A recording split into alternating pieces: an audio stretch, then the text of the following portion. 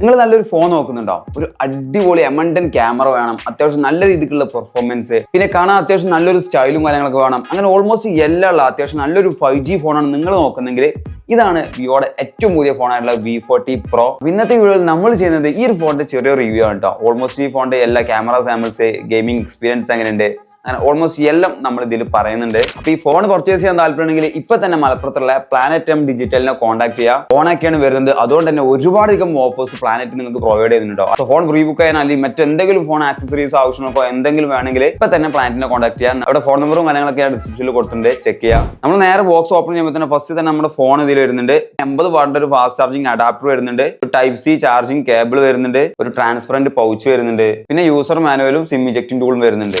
ഇതാണ് നമ്മുടെ phone. First impression നോക്കുകയാണെങ്കിൽ എനിക്ക് ഓക്കെയാണ്, ഇഷ്ടപ്പെട്ടു. അത്യാവശ്യം വെയിറ്റും കാര്യങ്ങളൊന്നും ഇല്ല, നല്ല രീതിയിൽ കയ്യിൽ ഒതുങ്ങുന്ന ഒരു ഫോൺ തന്നെയാണ്.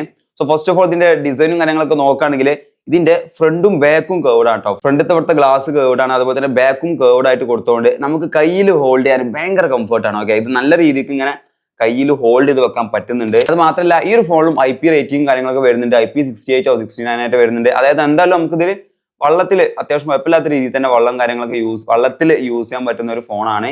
അതായത് വെള്ളത്തിന്റെ സ്വിമ്മിംഗ് പൂളിന്റെ അടി പോയി യൂസ് ചെയ്യണമെന്നല്ല, 1.5 മീറ്റർ ആയത്തിൽ വെള്ളത്തിൽ വിടാനൊന്നും ഈ ഒരു ഫോണിന് ഒരു കംപ്ലൈന്റും പറ്റില്ല. ഡിസ്പ്ലേയും കാര്യങ്ങളൊക്കെ നോക്കുകയാണെങ്കിൽ 6.78 ഇഞ്ചിന്റെ 1.5K റെസൊല്യൂഷനിൽ വരുന്ന ഒരു സൂപ്പർ AMOLED ഡിസ്പ്ലേ ആണ് നൽകിയുള്ളത്. 4500 നിറ്റ്സിന്റെ ഒരു പീക്ക് ബ്രൈറ്റ്നസ് ലെവലും കാര്യങ്ങളൊക്കെ നൽകിയിട്ടുണ്ട്.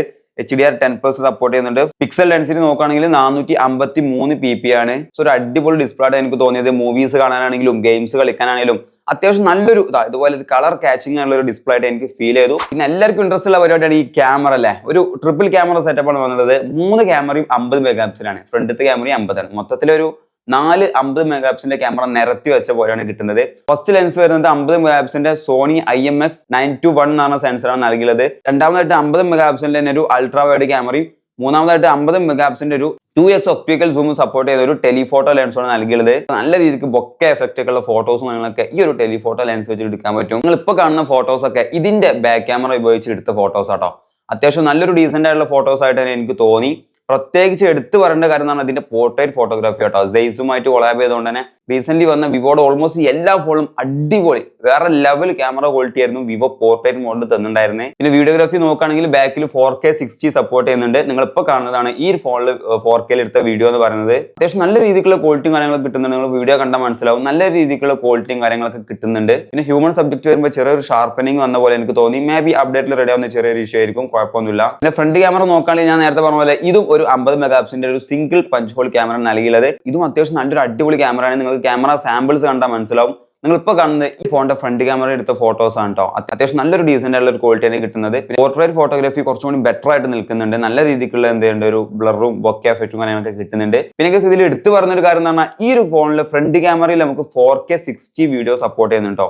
സോ അത് വളരെ നല്ലൊരു കാര്യമാണ്. സാധാരണ 4K 30 എല്ലാവരും നിർത്തലാണ്, പക്ഷെ ഇതിൽ 4K 60 നമുക്ക് വീഡിയോ സപ്പോർട്ട് ചെയ്യുന്നുണ്ട്. ഇപ്പൊ കാണുന്ന ഈ ഒരു ഫോണിന്റെ ഫ്രണ്ട് ക്യാമറയിൽ 4K 60 എടുത്ത വീഡിയോ കേട്ടോ.